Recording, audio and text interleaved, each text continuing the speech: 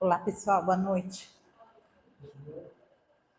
A gente pergunta quem é o suicida em potencial, né? Se a gente entende que esse mundo é um mundo de provas e expiações, um mundo cuja a dor ainda está muito presente dentro de nós e fora de nós, a gente vai perceber que essa atitude que muitos tentam tomar e alguns conseguem tomar, que é abreviar a própria vida, é em função de que eles entendem que isso vai eliminar aquela dor que está sendo sentida naquele momento. Quer seja física, quer seja emocional, né? Espiritual, que é uma dor que muitas vezes aparentemente parece ser insuportável para aquele que está sentindo. E quando essas pessoas nos buscam na casa espírita, toda a nossa abordagem é em cima daquilo que a doutrina espírita nos propõe em termos de esclarecimento em relação à própria dor. Então, naquele capítulo que acho que é o mais comprido do Evangelho, que é o das aflições, bem-aventurados aflitos, que é uma mensagem de Jesus, ela ali sendo detalhada pelos espíritos na sua forma de compreender o que Jesus queria dizer com aquela máxima, né? Tem um item dentro desse capítulo onde os espíritos começam falando que a paciência, duas palavras, a paciência e a resignação, se elas sendo buscadas na capacidade que nós temos de entender o mundo que nós vivemos, esse mundo de dor, e na esperança numa vida futura, ela dá ao espírito a serenidade. Toda a serenidade que é o preservativo, digamos assim, o preservativo contra o suicídio e também a loucura, que é você sair do seu equilíbrio, né? Aí eu não estou falando das questões mais físicas, mas a questão emocional, aquela questão onde muitas vezes a dor te envolve de tal sorte que você perde todo o equilíbrio. Então, repetindo o alerta dos espíritos, a paciência é uma virtude que nós podemos desenvolver ao longo do tempo. A paciência de esperar a chuva passar, do terremoto se acalmar, do sol esfriar, ou seja, aquilo que está incomodando demais ser visto como algo temporário. Porque todas as situações de dor, efetivamente, nas nossas vidas, elas são passageiras. Então é preciso que a gente tenha aquela paciência, olhando a vida material como algo transitório, experimentado pelo espírito, que somos todos nós, uma hora calma. Ter essa esperança que depois da calmaria, então, em algum momento, nós vamos encontrar o real motivo para aquela situação estar sendo vivida por nós. A necessidade daquela situação estar sendo experienciada por nós. Porque muitas vezes os espíritos nos garantem que parte dessas aflições, dessas dores que vivemos, fazem parte, muitas vezes, das nossas próprias escolhas quando nós nos encontramos na erraticidade, ou seja, no plano espiritual, na expectativa de uma nova encarnação. Então, nós, naquele momento que lá nos encontramos, que fazemos uma revisão de tudo que nós vivemos na encarnação anterior, das dificuldades que tivemos em agir em conformidade com a lei de amor, às vezes que nos afastamos, quer seja quando destruímos a nós mesmos ou ao outro, quando não sabemos valorizar aquilo que efetivamente é eterno nas nossas vidas, que são o desenvolvimento das condições morais, basicamente, né? Tudo aquilo que a gente pode fazer em benefício próprio, em benefício da coletividade, e se perde muitas vezes naquilo que é materialmente passageiro. Então a gente perde tempo em juntar dinheiro, a gente perde tempo em ter glamour, e aí aquilo, com o tempo, ele vai se esvaindo das nossas mãos. E todos nós sabemos que nós todos, um dia, teremos o fim da matéria, que nós chamamos de desencarne.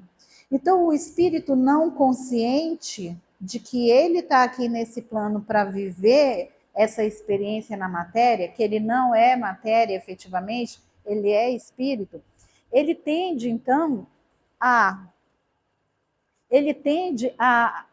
enxergar a vida nessa amplitude que dá a ele o suporte necessário para que, de fato, ele desenvolva paciência. A paciência seria, né, essa ideia de espera, e a resignação seria exatamente aquela aceitação daquilo que a gente não pode mudar. Então, entendamos efetivamente o que os espíritos dizem com resignação. Resignação não é comodismo. Resignação não é a gente dizer, tudo é porque Deus quer. Eu estou sofrendo é porque Deus quer, né? Eu não consigo emprego é porque Deus quer. Esse é meu karma, né? Espírita tem mania de falar isso. Isso é meu karma. E, na realidade, o que nós falamos de resignação é saber até onde nós conseguimos ir e até onde nós precisamos aceitar determinadas coisas. Um exemplo claro disso, né? Se você vê em condições físicas, por exemplo, sem os membros, né, inferiores, você, por mais que a tecnologia esteja avançada, por mais que essa tecnologia esteja avançada, a gente não consegue, principalmente quem não tem poder aquisitivo, de chegar próximo, né, de andar como a maioria de nós que não tem ainda essa condição defeituosa física. Então, diante dessa problemática, você tem que resignar, porque você não pode fazer muito mais que isso.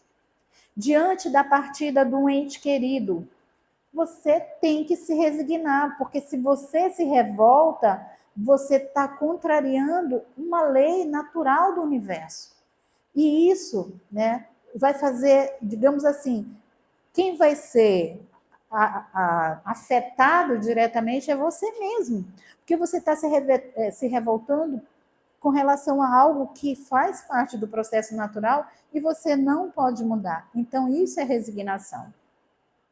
E aí, então, reforçando, se a gente trabalha as virtudes da paciência, como dizem os espíritos, paciência, que uma hora isso passa.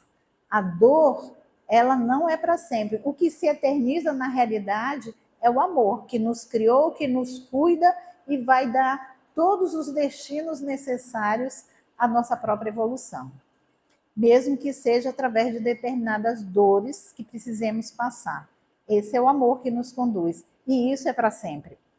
Então, você tendo essa paciência de que tudo vai passar, entendendo a vida como um processo, a vida na carne, como um processo de evolução do ser, que é o espírito, você consegue trazer a tua lógica para uma realidade em termos de aceitação, para uma realidade em termos de paciência.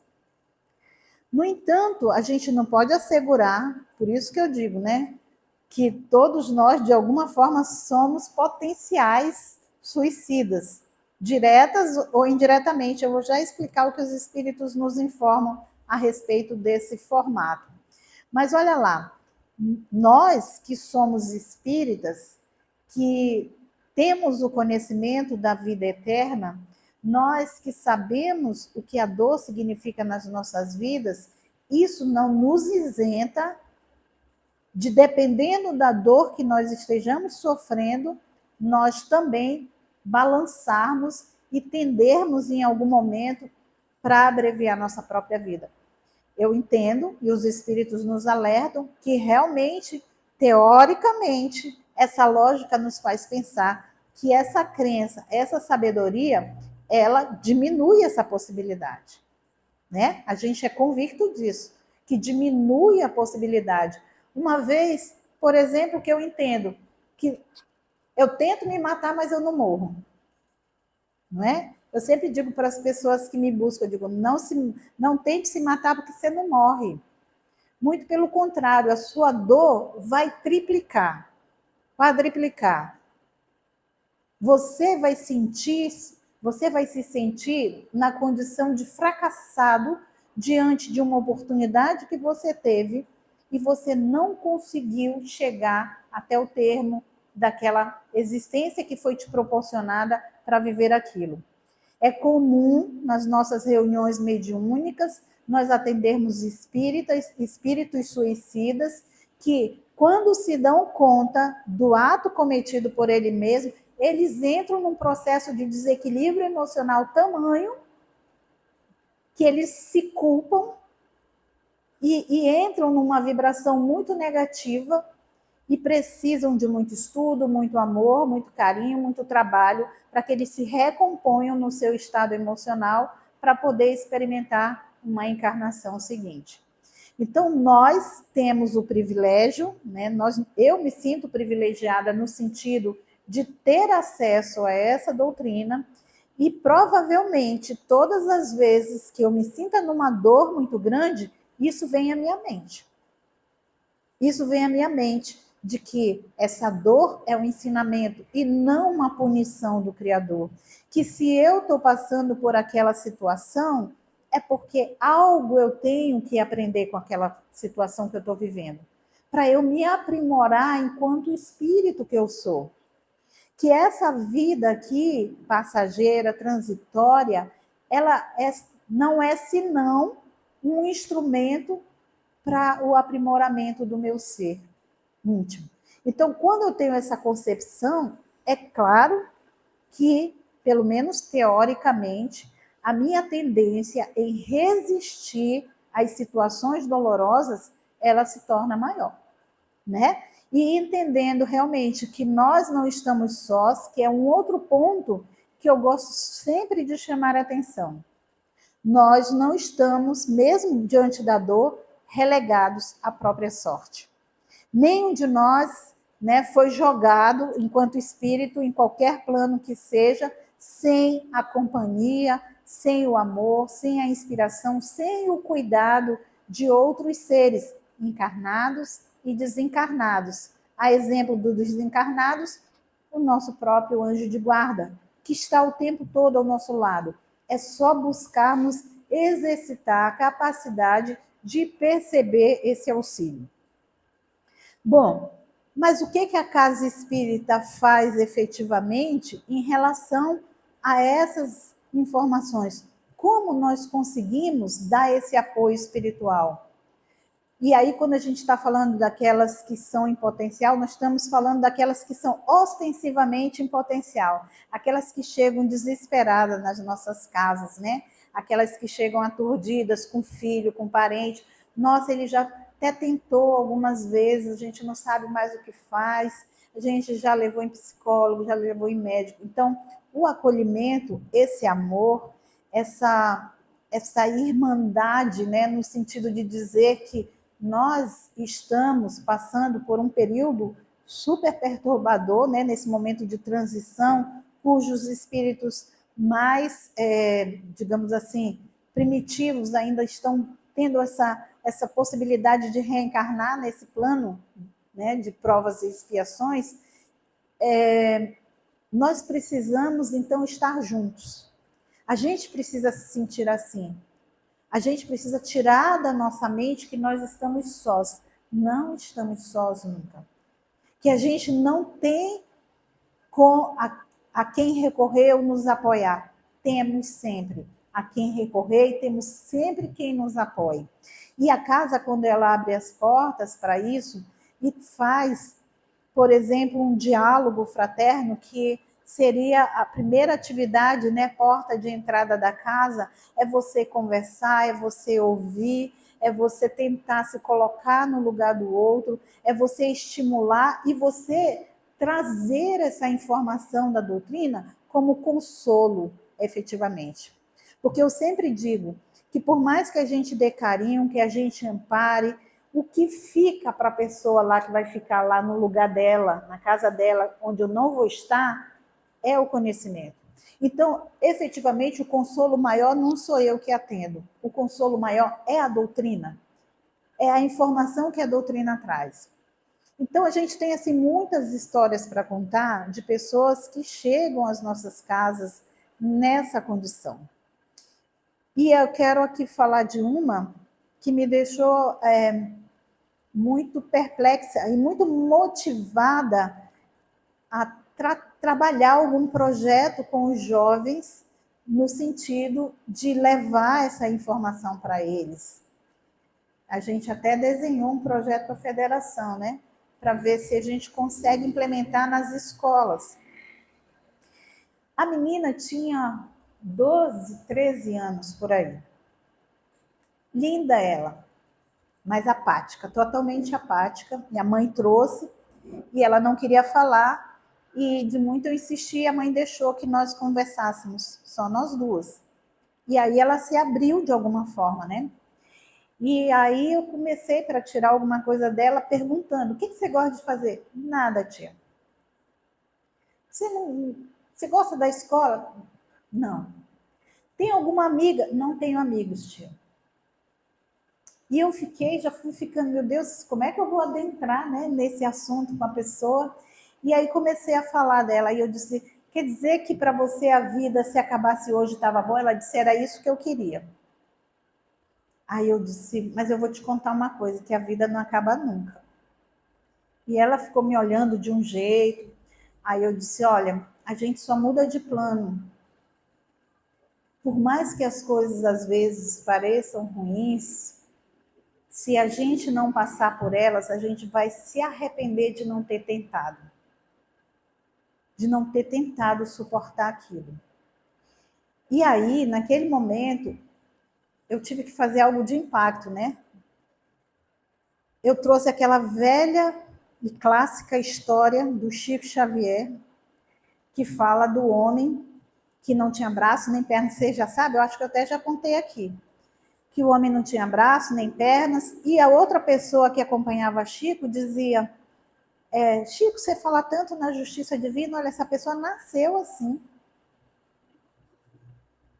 Então, que culpa tem ela para nascer desse jeito? Por que que Deus fez eu inteiro e esse moço nessa condição? E Chico, acessando o passado, né, através de outros espíritos, o passado daquele espírito naquela condição, dizia que ele havia abreviado ou cometido suicídio durante 7 encarnações consecutivas. Que ele havia tirado a vida de vários motivos. Já tinha cortado os pulsos, se enforcado, se atirado ao mar. Onde botava ele, não dava certo, ele não conseguia entender a importância de estar na carne e ele cometia o suicídio. E aquela situação de vir sem braços e sem pernas foi uma forma que a espiritualidade amiga viu para que ele concluísse uma encarnação, porque ele não tinha como tirar a própria vida. Ele não sabia fazer nada sozinho. Então, olha o olhar numa projeção muito maior, como muda a configuração das coisas. Aí, quando eu contei isso para ela, ela disse: tia, agora tu pegou pesado. Aí eu até fiquei assim, eu disse: será, né? Será? Mas aí depois a gente começou a conversar, e ela foi conseguindo se soltar, dizendo realmente o que mais afligia. Porque até então, nada nesse universo tão belo que é a Terra, esse pequeno universo, fazia algum sentido para ela. Nada fazia ela se alegrar, se estimular. E aí eu digo assim, que todos nós que procuramos a casa espírita em algum momento e que ficamos na casa espírita, é porque nós tentamos fazer esse retroabastecimento desse entendimento com o trabalho, né, que nós fazemos na casa, com o estudo, com os encontros que nós temos entre amigos, para ficar o tempo inteiro nos alimentando. Como se fosse uma energia, vou colocar nesses termos, equivalente, por exemplo, ao combustível de um carro. Né? Você enche o tanque, tá beleza, mas tu roda, daqui a pouco já acabou o combustível.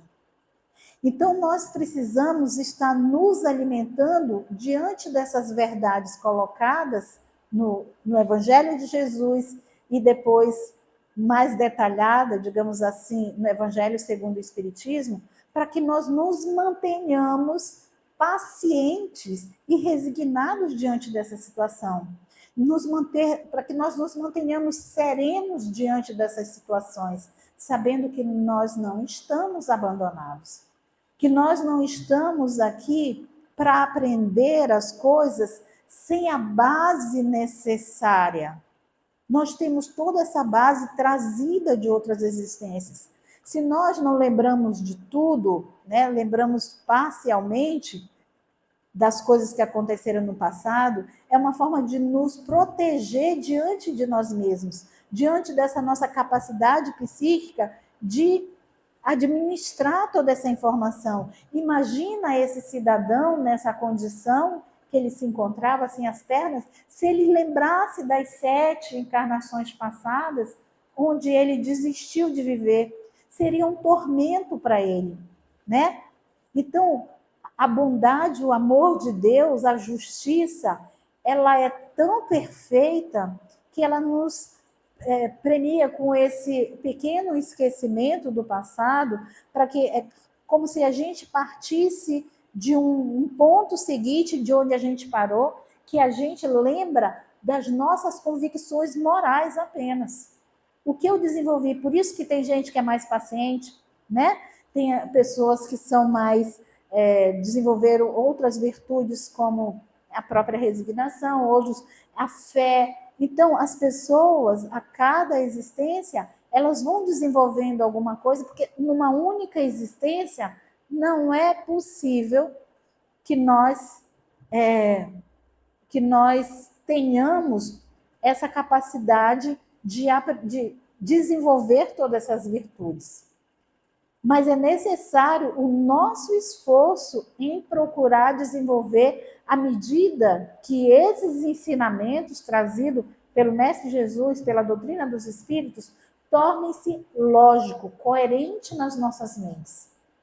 Então, por isso que nos grupos de estudo, eu digo, olha, as coisas têm que fazer sentido para nós, na própria palestra.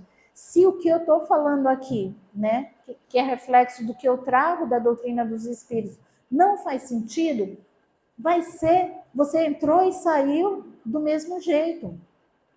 Mas a partir do momento que você encontra uma lógica para aquilo, o teu cérebro vai começar a funcionar naquela direção. E aí é a compreensão. Só que essa compreensão por si só, ela fica estagnada se você não fizer uma motivação através das tuas atitudes. Então, você tem que motivar isso, para isso virar uma convicção, e que na próxima encarnação eu não esqueça dessas coisas que eu já desenvolvi aqui. E para quando eu desencarnar também, eu não fique achando que eu ainda estou vivo, né? Então, nós precisamos, inclusive, nos preparar para esse momento, que todos nós vamos chegar. Esse dia, eu lembrei agora, que eu tinha um amigo que ele brincava com os filhos dele, todos trabalhadores da casa desde cedo. Aí ele dizia assim, quando você, meu filho, se você desencarnar e ficar, será que eu desencarnei? Será que eu estou vivo? Você vai lá e bate a cabeça na parede. Se não doer, você desencarnou, né? Ele contando isso. Aí eu disse, Lena, eu lembrei de você hoje, porque eu vi um senhor falando assim, ó, se você está no hospital, era até um palestrante, ele dizia assim, você está no hospital, né? E aí você preocupado, você já se sente melhor preocupado em ir para casa. Gente, mas quanto é que está o valor disso aqui? Deve estar muito alto, eu não tenho dinheiro para pagar. E te disseram, olha, está tudo pago, foi 0,800, aí você desconfia que você já desencarnou, né? É difícil ter essas coisas assim, 0,800 para nós, principalmente em se tratando de saúde. Mas vai. Né? Então, assim, gente, essa realidade de vida e morte do corpo e espírito não tem mais como contestar. Não é verdade? A gente não tem como contestar isso. Ou alguém acredita que vai ficar para a vida inteira aqui nesse plano? Não tem como, né? Não tem como contestar isso. A pergunta é: e depois? E depois o que vai acontecer? Isso a gente precisa refletir. Isso a gente precisa cada vez mais ser uma reflexão mesmo, no sentido da gente se preparar. Eu sempre digo assim, né, para os meninos, ó, o que eu quero é chegar com a convicção que eu tenho hoje, que eu acho que eu tenho. Porque eu acho que muitas coisas eu já sou convicta, né? Se eu chegar com essa bagagem, né, chegar lá e dizer assim, caramba, eu morri, ai, deixei minha família, deixei as coisas, e tiver essa plena consciência desse processo de desencarne, já está de boa para mim. Já estou feliz por conta disso. Porque nós, né, o fato das angústias, o fato da dor, é uma questão de consciência, gente. De como a gente analisa isso. Aqui, sabe, que dor que eu estou sentindo, né? E quando eu comecei falando que nós espíritas também, né, nós não estamos à margem dessa possibilidade, eu lembro muito o depoimento de um colega espírita que ele sofreu por alguns anos um câncer muito, né, assim, avassalador, que doía todos os ossos, ele dizia que doía até a alma dele, né? E aí, a gente conversando sobre a morte, um dia ele disse assim, Rose, eu não tenho medo de morrer. A única coisa que eu tenho medo é de não perceber a bondade de Deus diante de tanta dor que eu sinto. De algum momento eu duvidar da bondade de Deus, porque não é fácil a dor que eu estou sentindo. Então, olha lá, repetindo, a nossa consciência, deu?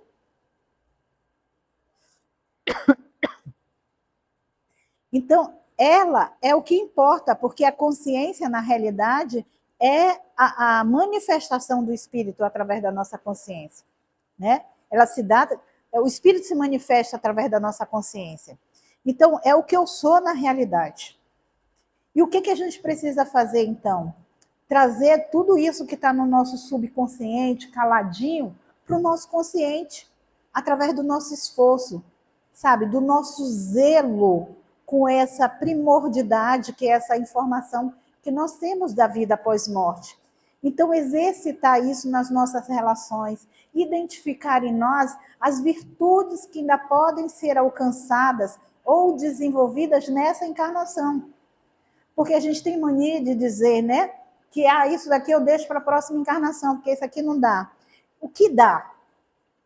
Tudo bem a gente deixar alguma coisa para depois, mas o que dá para fazer hoje?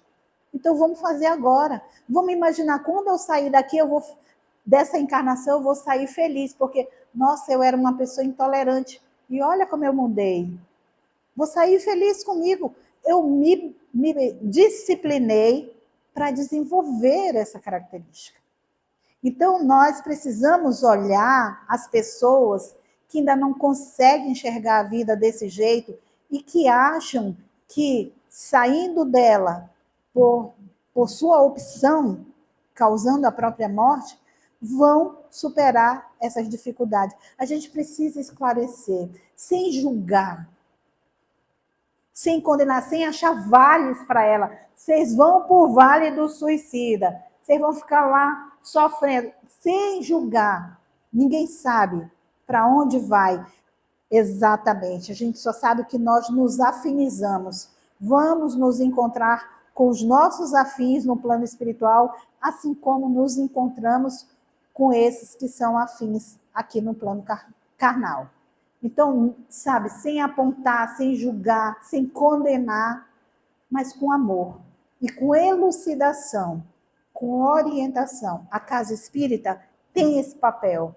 Mas se não chegou na casa espírita, chegou na nossa casa, chegou no nosso trabalho, a gente, enquanto espírita, tem esse dever de acolher também dessa mesma maneira, com amor, com informação. Que a gente possa, então, sair daqui mais cientes do que significa a vida carnal para o espírito e buscar desenvolver todas as técnicas das nossas, sabe, como a gente acha melhor criar, para que a gente possa passar por essas condições na certeza de que, se nos foi colocado essa situação de alguma forma, é porque nós temos a capacidade. Jamais nós seríamos, né, colocados em situações que nós não pudéssemos resolver. Isso seria contrário ao amor de Deus. Deus nos ama a todos e Ele coloca no nosso caminho espíritos evoluídos como Jesus, como todos aqueles que ditaram a doutrina dos espíritos e como tantos outros anônimos que nos ajudam, muitas vezes, nos momentos mais difíceis da nossa vida. Que possamos refletir sobre isso e termos uma boa noite, um bom resto de final de semana. Muito obrigada pela atenção de vocês.